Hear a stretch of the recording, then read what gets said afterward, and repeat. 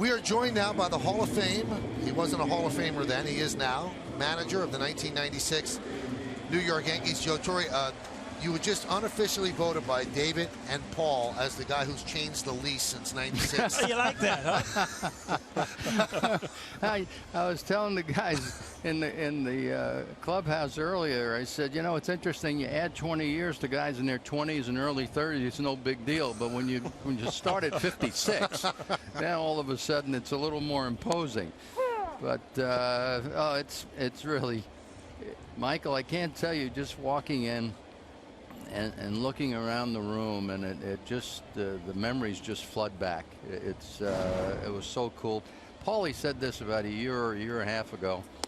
He says, you know, Skip, he says, we won, and you know, we had a lot of success, but it seemed like it was more than that, and it was really the relationship of those teams that we had.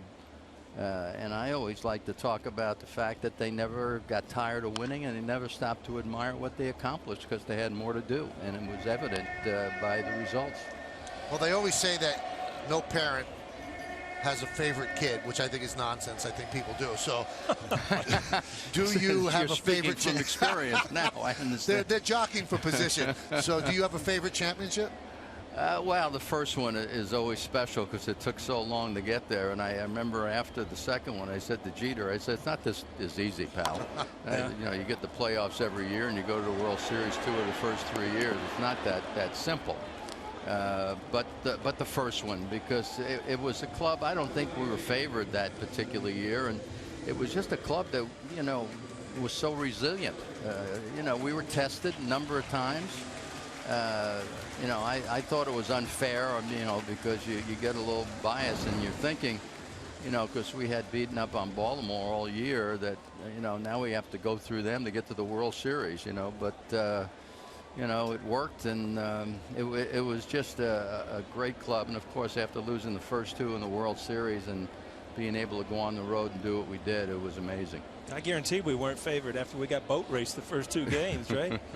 Here's Tyler Austin. That '96 team had a rookie at shortstop and a young player in Andy Pettit. And now here's Tyler Austin beginning his major league career. Got called up today. Had a real nice season at AAA Scranton Wilkes-Barre. So his heart's probably beating through his chest right now with an 0-1 count. And I wonder if he realizes how fortunate he is, because normally when you see these first-time Yankees, they have number 70 and up. You know, he's wearing number 26, which is reasonable. Feel like a real player out there. You know, this is kind of an interesting question, but Skip, that you look at a young player, I mean, what are you looking for? Because, I mean, everybody knows that these kids are supposed to be stars. They, you know, there's a big, you know, hoopla about them coming up. What do you look at as a manager as like, wow, this guy, I have a feeling he's going to go here or go here? Well, I think we all, anybody who's in the clubhouse, I think, can recognize it. I mean, Robbie Cano is a good example. He started out really slow, but you looked in his eyes, you watched him every single day, and there was no change in his demeanor. And you just, you know, you first of all, you knew he had ability when you saw him in spring training, hit the ball out of sight. But, you know, he just felt like he belonged without, you know, without bragging about it. And I think that's why it's so important that, I know we rely a lot on numbers now, but to be in the room, to be in the room with the player really makes a difference, don't you think, David? Yes, without a doubt. Count 2-2 on Austin. We're talking with Hall of Famer Joe Torre here in the booth as the Yankees celebrate the 20th anniversary of that magical '96 season. They had not won a championship since 1978 at that point, so now there's a generation of people who only know the Yankees winning, but it's gone from 78 to 96 between championships. There's that jump right there, those 2 flags. The 2-2. Driven to right field and deep. Going back is Matuk on the track at the wall. Nice. Welcome to the big leagues. See ya. He'll never forget that. What an indoctrination. His first at bat and his first home run as the Yankees lead 1-0. And the ball conveniently came back on the field, too. Nice. I tell you one thing, as a young kid, you hit your first home run, and all of a sudden you're like, wow, this is Yankee Stadium, a first row right down the line. What a good at bat. Down 2 strikes, fought back. That's the book on Tyler Austin, is that his opposite field power, half of those 17 home runs he hit in the minor leagues were the other way. So he's a good match for the porch here at Yankee Stadium. And another thing, Paul, when you ask me what you look for, when you have the ability to hit the opposite field like that means you're watching the ball a lot longer. Now Aaron Judge has to match that as he makes his first big league at bat, and there's the number you're talking about, Joe. He wears 99. I said because he looks like a tackle, though. I mean, he can fill it out. Yeah, he can put 3 numbers on his back. He'll be all right. The 0-1. You remember your first big league home run, Joe? I do. Well, this is exciting for this young man.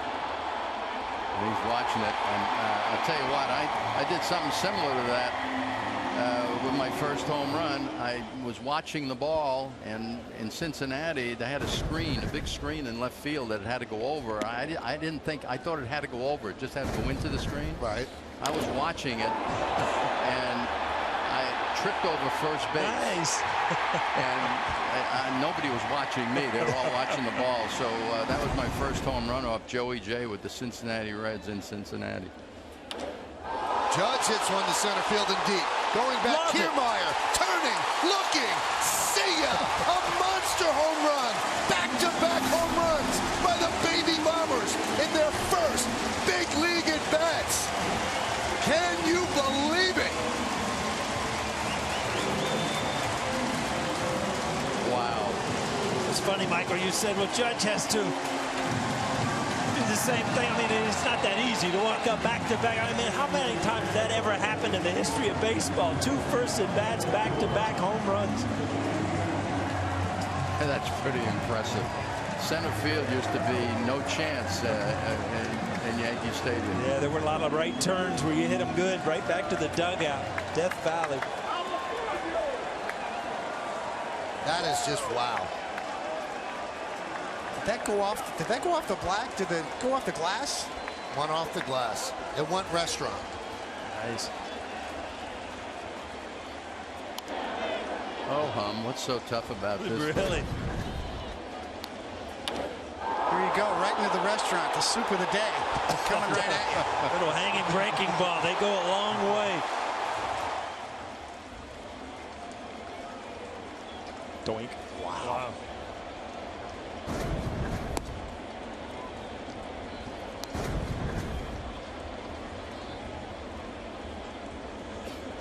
Oh, wow. Wow.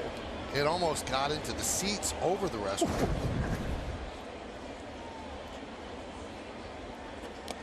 I don't think we've seen one that far up there before here at the new Yankee Stadium. I don't think anybody's gone that far here. I'm glad you guys invited me for this. This is a lot of fun.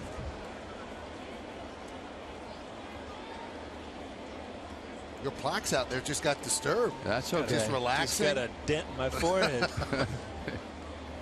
Swing and a miss. Joe, you've got to hang around another half inning. Can you do it? That's fine. Really, I have nothing else to do. Back-to-back home runs by the kids. Tyler Austin first, Aaron Judge second. It's 2-0 Yankees as we go to the third.